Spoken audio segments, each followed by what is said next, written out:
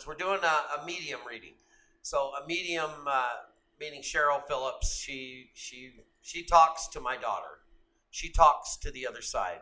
She saved my life. My daughter's best friend, Lacey, a couple days after my daughter was brutally butchered to death, went to Cheryl because of a friend of Tawny's and Lacey's.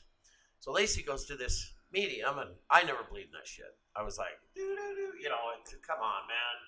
The tarot cards or, all the bullshit. I seen it in Vegas, and you see it.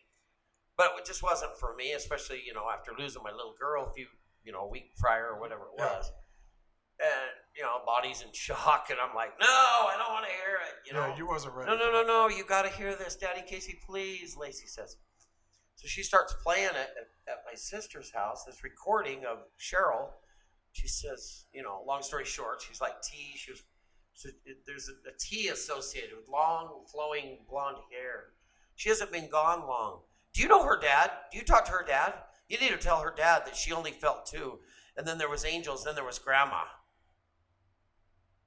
And was he on a plane? And I never said that to the news crews. She just started going off Cheryl at Lacey. It was a lot about me. My dad's going to take this the hardest. And it was crazy. And I'm like, what? What is this? And I thought it was like phony, like to make me feel better, kind of, just subconsciously your mind's going a million miles an hour.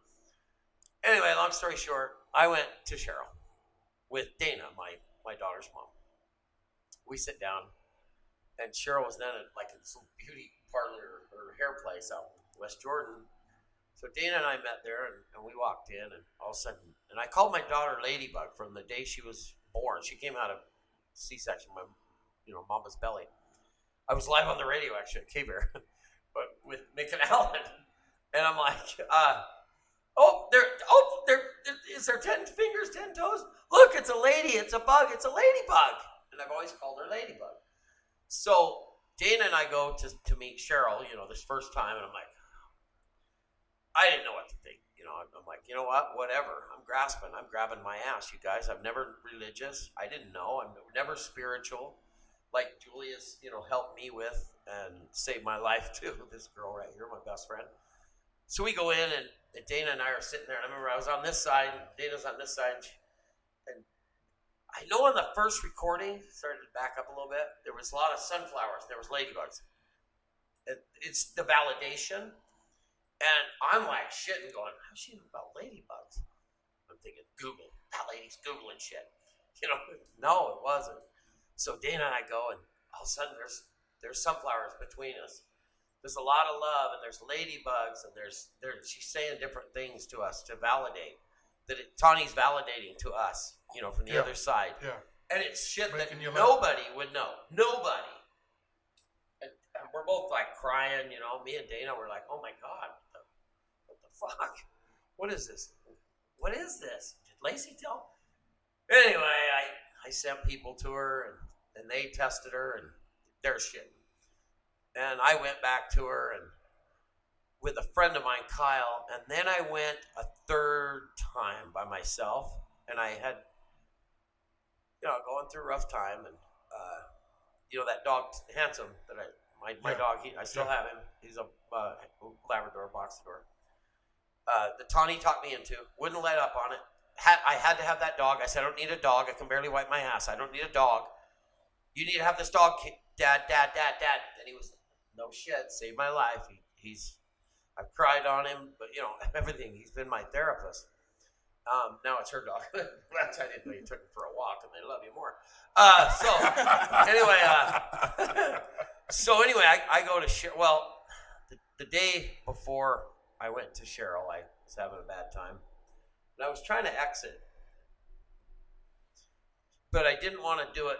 I had my AR-15 in my mouth. I laid down in the hall, and not proud of it. But Handsome looks at me like, he kind of sat down, and he looks at me like, go ahead, do it, chicken shit. No shit, the dog. Yeah. And I'm like, fuck, and I not to laugh about it, wasn't funny. I just right. wanted to go see if I could find my ladybug. Okay? So